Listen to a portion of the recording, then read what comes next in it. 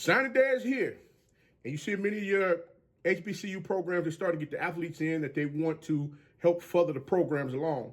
Funny thing is, looking at what Jackson State has been able to pull off in this early signing period, they're bringing athletes in that can contribute right away. There was something that I found very interesting as far as with this young man that they brought into the program, as far as what Jackson State is doing right now. And I'm going to go ahead and run down exactly what's going on. I'm going to talk about this young man and how he's going to fit into what Jackson State is currently doing, which is you're going to see how they're building the foundation for them to go ahead and build the structure that's going to be everlasting as far as with how they're setting up their recruiting process. Y'all hold on, because Coach going to go ahead and drop some gems on you right after this.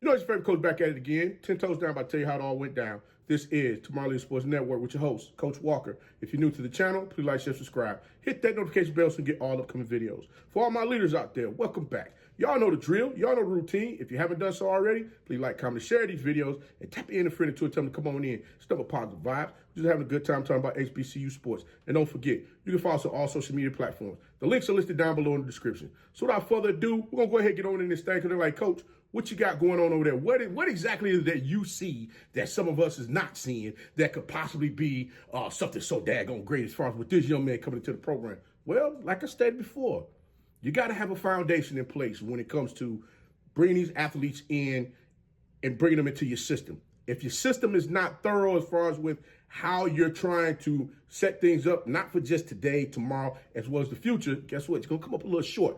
And what Coach Taylor did as far as with the foundation, I'm going to tell you what the foundation is. To me, this is my thought process as far as the foundation. He brought in some young, vibrant coaches that can understand and relate to the athletes that they're bringing into the program and that are currently there. You know, there's a lot of times you get athletes that go through rough patches throughout the season, and they need somebody that they can talk to. And sometimes you got that old man out there that really don't understand what's going on, and they can't comprehend exactly what these athletes are talking about. They don't understand the lingo. They don't even half listen to the music that they listen to. So can you really, can you fathom the idea that they understand exactly where these kids is coming from? A lot of them, they haven't come from the places that a lot of these young men coming from, nor do they understand. But looking at what Coach T.C. Taylor has been able to do from a coaching standpoint, as far as bringing those necessary coaches in, it's been phenomenal.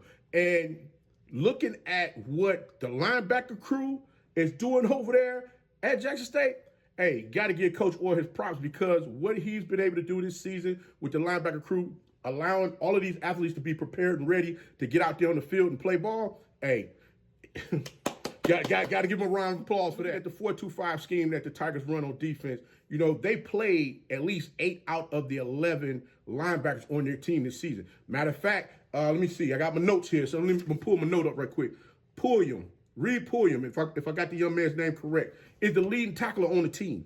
So looking at what they've been able to do from a linebacker standpoint, making sure that those guys are ready to get out there and drop them hits on folks, making sure they stopping them short.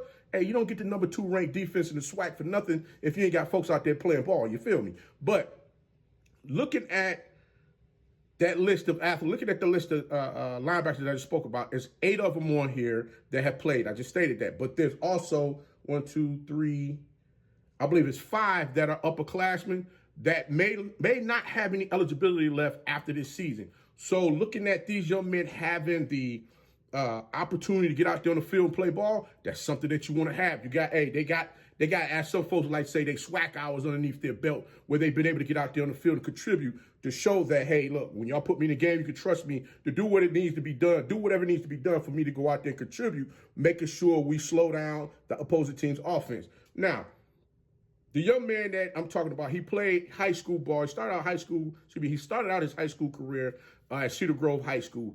He won a championship while he was over there. Then he moved over to Langston Hughes High School. Now, what stands out to me about this young man is his ability to locate and attack. His aggressiveness is, it's through the roof for me.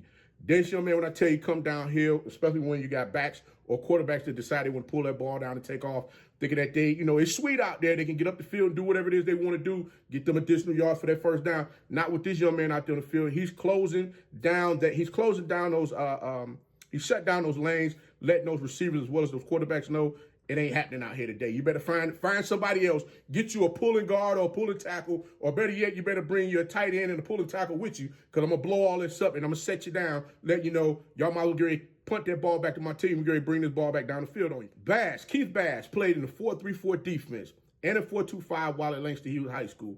Now, one thing that I looked at with this young man, when he was at Cedar Grove, they played something of a similar defense as well. So the young man was able to transition into the Langston Hughes defense without any hesitation. And he was able to do his thing that he'd been doing while he was at Cedar Grove. The Jackson State staff understands the type of athletes that they're looking to bring into the program that fit the system.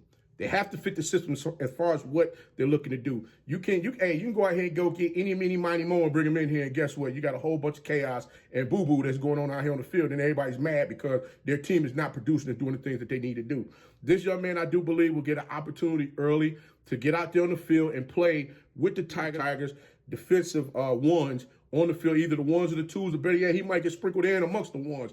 Hey, it's no telling this young man might be one of the ones that's out there on the field, because guess what? He's going to look to solidify himself, making sure that he's able to contribute often and early. One thing I will say about this young man that I would like to see as far as improvement-wise, I would like to see speed-wise, I like to see his improvement on speed. His closeout speed is perfect, but I want to see this young man work on being able to drop back into coverage, covering possibly a running back or a tight end, at any point in time, because there's going to be some things that they're going to see differently from a schematic scheme point. So that's something that I like to see. And not only that, but that prepares him for him to go do things later on in the future that he may want to do as well. Look, coach is I'm taking a different approach as far as with breaking this stuff down, because I kind of feel like some of these athletes, if they were told these things coming in the door, they get a better understanding of what they need to work on. And matter of fact, this young man could be working on this already. So I'm not poo-pooing on anything that he got going on. I'm just simply saying that these are some of the things they might want to consider to, add a little bit more into his toolbox so that he can get to where he's trying to go later on down the line. But hey, congratulations to Keith Bass on signing with the Jackson State Tigers football program, and look forward to that young man getting out there doing some phenomenal things. But hey, this is your favorite coach about to go ahead and get a bone out this thing. But until next time, be the one and lead.